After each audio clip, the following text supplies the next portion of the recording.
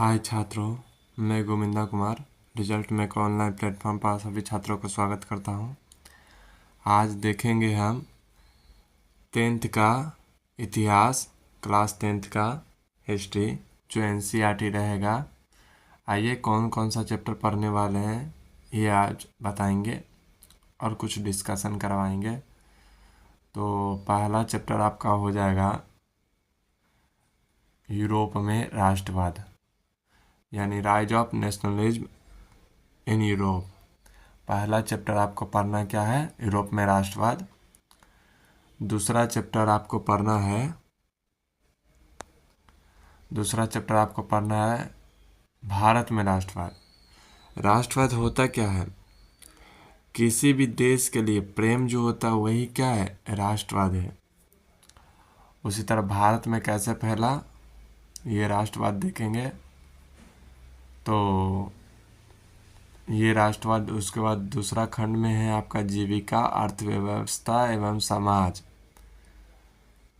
तो ये बताता है कि विश्व में जीविका पर कितने लोग निर्भर थे, क्या करते थे, उस समय अर्थव्यवस्था कैसी थी एवं समाज कैसा था, ये बताता है। ठीक है। और थर्ड नंबर है जो भूमंडलीकृत विश्व का बनना। तो यह बताता है कि कैसे ग्लोबलाइजेशन हुआ पूरा वर्ल्ड में, ये बताता है। ठीक है। दूसरा है, चौथा चैप्टर आपका औद्योगिकरण का युग, यानी आपको इंडस्ट्रियलाइजेशन पढ़ना है कि विश्व में कैसे इंडस्ट्री वगैरह आया, कैसे क्रांति हुआ, कैसे मशीन का आविष्कार, ये पढ़ना है। तीसरा खंड में पढ़ना है रोजाना की जिंदगी एवं संस्कृति एवं राज्य की नीति। तो रोजाना की जिंदगी कैसी थी, वो जिस सेक्टर में रहते थे वहाँ का लोग का संस्कृति कैसा था, राजनीति कैसा था। ठीक है। उस चैप्टर में पढ़ना क्या? मुद्रण, संस्कृति और आधुनिक दुनिया। तो ये 5 चैप्टर हम लोग को पढ़ना है, जिसमें से पहला चैप्टर पढ़ना है आपको यूरोप में राष्ट्रवाद। तो आइए, rise of nationalism in Europe में राष्ट्रवाद। चलिए आइए पढ़ते हैं। चलिए देखिए, 1848 में एक फ्रांसीसी कलाकार था जिसका नाम क्या था? Frederick Sorio. कलाकार का नाम क्या था? Frederick Sorio. उन्होंने कितने चित्र बनाए थे? 4 चित्र बनाए थे। उसने अपने एक संसार रचा, जो उसके शब्दों, संसार का मतलब चित्र ऐसा, देखिए ऐसा चित्र दिखता था, यही बनाया है। ठीक है। फ्रेडरिक मर्ज ने यही चित्र बनाया। इसमें क्या बताया है देखिए, आइए। एक संचार रचा जिस उसके शब्द जनतांत्रिक और सामाजिक गणतंत्र से मिलकर बना था। यानी जनतांत्रिक मतलब जनता का, तंत्र मतलब शासन होता है, और सामाजिक गण मतलब जनता ही होता, तंत्र मतलब शासन, यानी सामाजिक शासन और जन शासन। ठीक है। इस श्रृंखला के पहले यूरोप और अमेरिका के लोग दिखाए गए हैं। यानी इसमें किन लोगों की चर्चा है? यूरोप और अमेरिका के लोग की चर्चा है। सभी उम्र और सामाजिक वर्गों के स्त्री पुरुष एक लंबी कतार स्वतंत्रता की प्राप्ति के लिए वंदना करते हुए जा रहे हैं। यानी उनको आज़ादी चाहिए था। ठीक है। तो इसके लिए वो क्या कर रहे थे? मार्च कर रहे थे, ऐसा चित्र में बताया गया। आपको याद होगा कि फ्रांसीसी क्रांति कितना में हुआ था? फ्रांसीसी क्रांति 1789 में के दौरान कलाकार स्वतंत्रता को महिला के रूप का प्रदान किया करते थे। जहां आप ज्ञानोदय की मशाल को पहचान सकते हैं, जो उसके एक हाथ में है, और दूसरे मनुष्य के अधिकारों के घोषणा पत्र प्रतिमा के समान जमीन, निरंकुश संस्थानों के ध्वस्त अवशेष बिखरे हुए हैं। तो सौर्यों के यानी यूटोपिया में दुनिया के लोग अलग राष्ट्रीय समूह बटे। यूटोपिया एक ऐसा देखिए, यूटोपिया एक ऐसा समाज की कल्पना है जहाँ सभी लोग आदर्श थे, यानी यह एक कल्पना मात्र था। ठीक है। निरंकुश का मतलब क्या होता है? ऐसी सरकार या शासन व्यवस्था जिसकी सत्ता पर किसी भी प्रकार का कोई अंकुश नहीं हो, यानी वहाँ का सरकार जो है मन चाहे जिससे चाहे जनता को शोषण कर रही थी, तो ऐसा सरकार को क्या कहते हैं? निरंकुश। अब मनमानी करना वही क्या है? निरंकुश। चलिए आइए सौर्यू के कल्पना, यानी सौर्यू एक विद्वान था, यूटोपिया है जिनमें दुनिया के लोग अलग राष्ट्रों में बटे हुए थे, जिसकी पहचान उनके कपड़ों एवं राष्ट्रीय पोशाक से होती थी। यानी पहले के लोग कहीं जहाँ संस्कृति अलग अलग होता था, कल्चर अलग अलग होता है, तो अलग अलग पोशाक भी वो पहनते थे। स्वतंत्रता की चलिए कल्पना से यहाँ हो गया। देखिए स्वतंत्रता की, देखिए इस नेतृत्व में संयुक्त राज्य अमेरिका का और स्विट्जरलैंड को जो राष्ट्र बन चुका था। फ्रांस जो क्रांति तिरंगे से पहचाना जा सकता था, जो प्रतिमा के, चलिए आइए चलिए नजर नहीं आ रहा होगा, बड़ा कर देते हैं।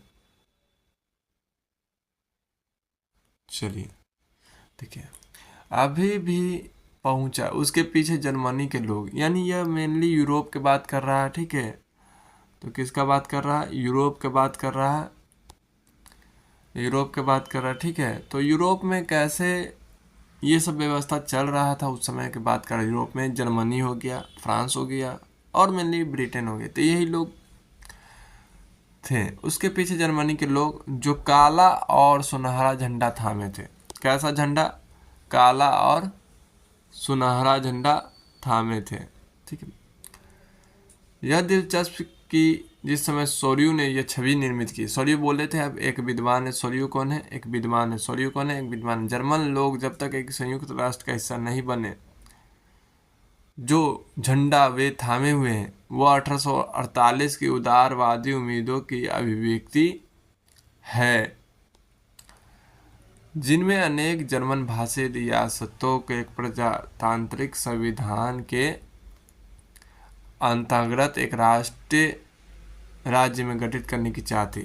कहने का मतलब है वो झंडा ये प्रतीक बताता था ना कि लोगों को कैसे एक करा जाए, रियासत, भाषा के आधार पर, संस्कृति के आधार पर, ये बताता था। एक प्रजातांत्रिक संविधान के अंतर्गत यही बात बोला जा रहा। जर्मन के लोगों के बाद ऑस्ट्रिया, कौन सा देश है? ऑस्ट्रिया।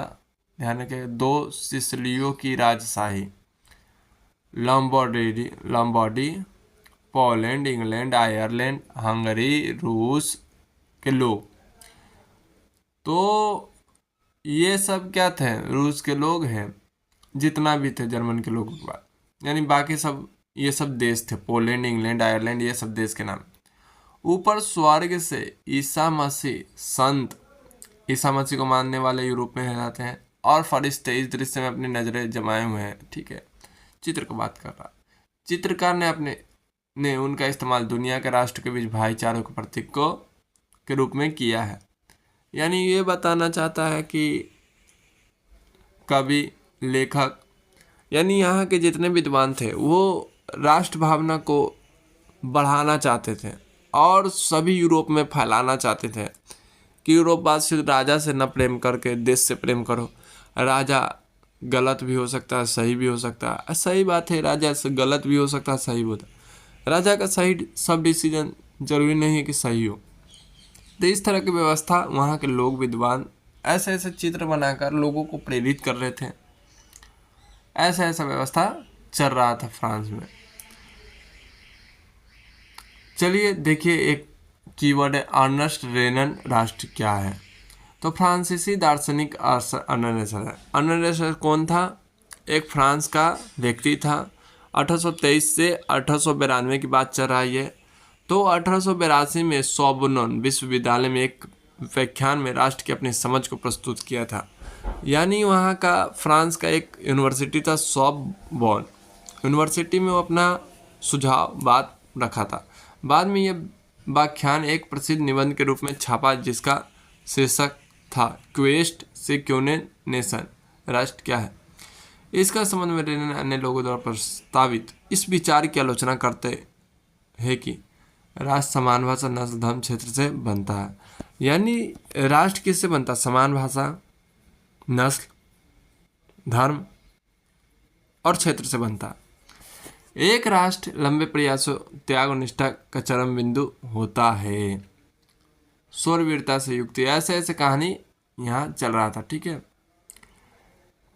चलिए आइए जनमत संग्रह हमको बताते। जनमत संग्रह मतलब क्या होता है ना कि कोई भी सेक्टर में आपको कोई राजा पसंद नहीं है या कोई प्रतिनिधि पसंद नहीं है, तो वहाँ लोगों के द्वारा हर घर से पूछा जाता था कि आप किसको राजा बनाना चाहते हैं या किसको प्रतिनिधि अपना चुनना चाहते हैं। तो ये वो जनमत संग्रह, जन मतलब जनता, मत मतलब जनता का मत क्या है, ये होता है। चलिए हम आगे बढ़ते हैं। 19वीं सदी का बात कर रहा है, इसका मतलब 19वीं सदी यानी 1800 के कुछ बात कर रहा। राष्ट्रवाद एक ऐसी ताकत बनकर उभरा जिसने यूरोप के राजनीतिक और मानसिक जगत में भारी परिवर्तन ला दिया। यानी यह राष्ट्रवाद 1800 से पनपने लगा था और ऐसा शक्ति के रूप में उभरा कि यूरोप का पूरा मानसिक और पूरा मतलब परिवर्तन ला दिया। इन परिवर्तन से अंतर यूरोप के बहुराष्ट्रीय वंशी साम्राज्य का स्थान बहुराष्ट्रीय वंशी मतलब वंश का शासन धीरे धीरे राजा का बेटा बेटा ऐसे बढ़ते चला गया था। राष्ट्र राज्य का उदय हुआ। यूरोप में लंबे समय से एक ऐसे आधुनिक राज्य की गतिविधि और विचार विकसित हो रहे थे जिसमें स्पष्ट रूप से परिभाषित क्षेत्र पर प्रभुसत्ता एक केंद्रीय शक्ति थी। लेकिन राष्ट्रीय राज्य में न केवल उसके शासकों बल्कि उसके अधिकांश नागरिकों एक साझा पहचान का भाव और साझा इतिहास के विरासत की भावना थी। यानी वहाँ का इतिहास के बारे में, वहाँ के नागरिक के बारे में और वहाँ कैसा पहचान बनता था ऐसे बता रहा। साझेपन की यह भावना अनंत काल से नहीं थी, ऐसी भावना अनंत काल से नहीं थी, यानी शुरू से चलता नहीं आ रहा था। संघर्ष और नेताओं तथा आम लोगों की सरगर्मियों निर्मित हुई। तो ऐसे यूरोप में प्रचार वगैरह चल रहा था। 19वीं सदी के यूरोप में राज्य और राष्ट्रवाद अस्तित्व में आ गया। यानी 1800 से पनपा और 19वीं सदी होते होते ये पूरा यूरोप में फैल चुका था। और देखते देखते आपको कहीं ना कहीं मालूम होगा कि भारत में भी शासन व्यवस्था जो था ब्रिटेन का चल रहा था, तो ब्रिटेन के थ्रू हमारे देश में भी ये व्यवस्था आ जाता। देखिए जनमत संग्रह यहाँ दिया हुआ है। एक प्रत्यक्ष मतदान जिसके जरिए एक क्षेत्र में सभी लोग प्रस्ताव को अस्वीकृत करें। इसका मतलब साफ है कि जनता से जो भी प्रस्ताव है, प्रपोजल है, जो भी करना है, बात विचार, जो भी विकास का काम करना है, जनता के ही सर्वोपरि रहता है, उसी को जनमत संग्रह कहते हैं। ठीक है, आज के लिए इतना ही, मिलते हैं नेक्स्ट वीडियो में। धन्यवाद।